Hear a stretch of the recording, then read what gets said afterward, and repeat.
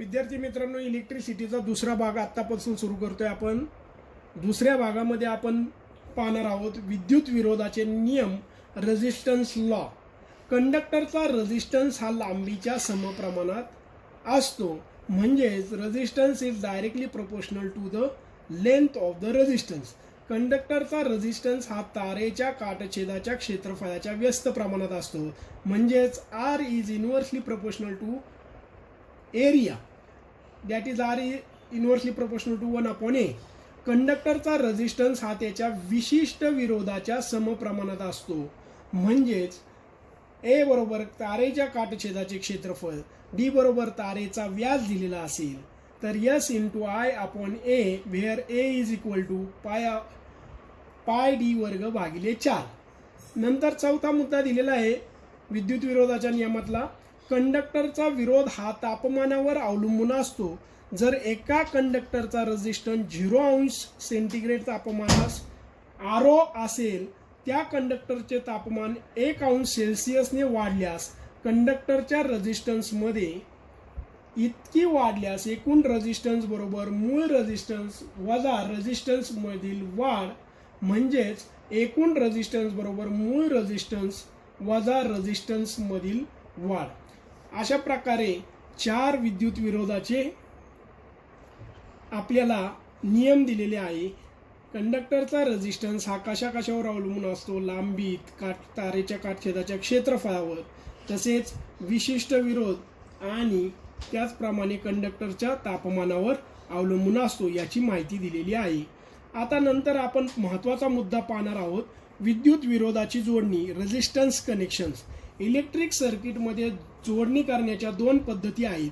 त्यातली पहिली पद्धत आहे एकसर जोडणी, त्यालाच आपण सिरीज कनेक्शन असे म्हणतो. तर दुसरी पद्धत आहे समांतर जोडणी, त्यालाच आपण पॅरलर सर्किट किंवा पॅरलर कनेक्शन्स असे म्हणतो. या प्रत्येक जोडणीमध्ये विद्युत प्रवाह, विद्युत दाब व विरोध यांचे संबंध कसे असतात हे आपण आकृतीच्या साहाय्याने पाहणार आहोत.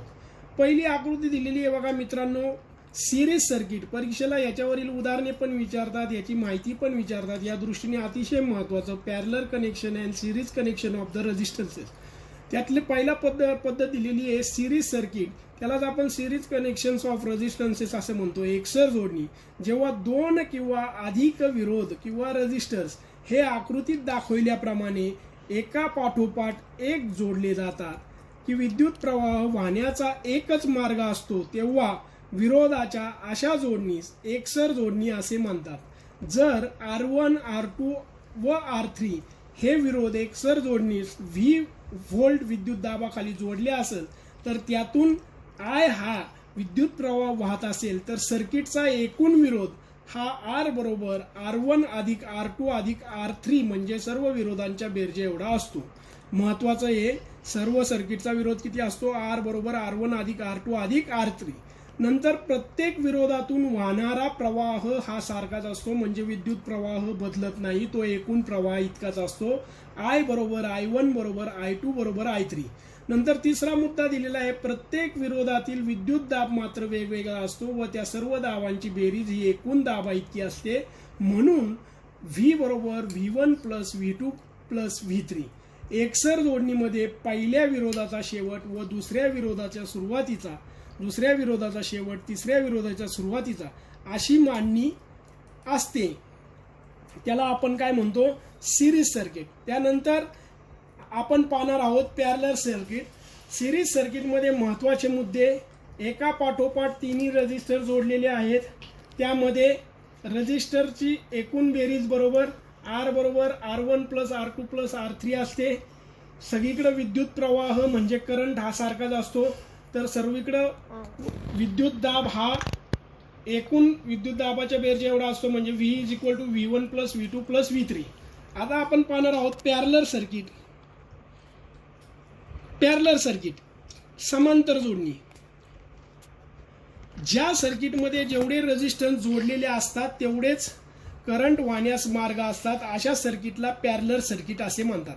3 रेझिस्टर्स आपण पॅरलर मध्ये जोडलेले आहे, म्हणजे एकमेकांना समांतर जोडलेले आहेत. या जोडणीमध्ये प्रत्येक रेझिस्टन्सला विद्युत पुरवठ्याचे स्वतंत्रपणे पॉझिटिव्ह व निगेटिव्ह टोके जोडलेली असतात.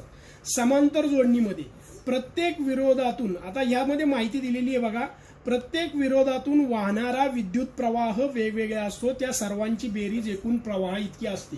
सिरीज कनेक्शन मध्ये विद्युत प्रवाह हा सर्वीकडे सारखाच व्हायचा, इथं मात्र विद्युत प्रवाह हा वेगवेगळा वाहतोय, म्हणजे I is equal to I1 plus I2 plus I3. त्याचप्रमाणे प्रत्येक विरोधातील विद्युत दाब हा सारखाच असतो व तो एकूण दाबा इतका असतो.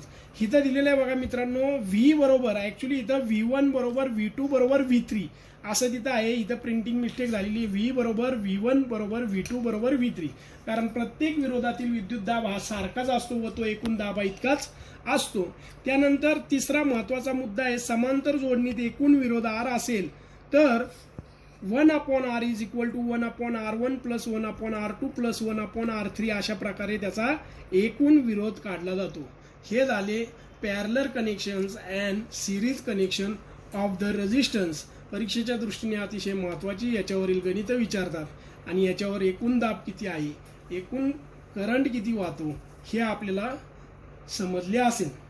त्याच्यानंतर मित्रांनो आपण पाहणार आहोत इलेक्ट्रिक पॉवर म्हणजे काय, विद्युत शक्ती म्हणजे काय, 12वी कन्सेप्ट. विद्युत कार्य करण्याच्या दरास विद्युत शक्ती असे म्हणतात. म्हणजेच विद्युत शक्ती बरोबर विद्युत कार्य भागिले लागणारा वेळ V गुणिले I गुणिले T भागिले T.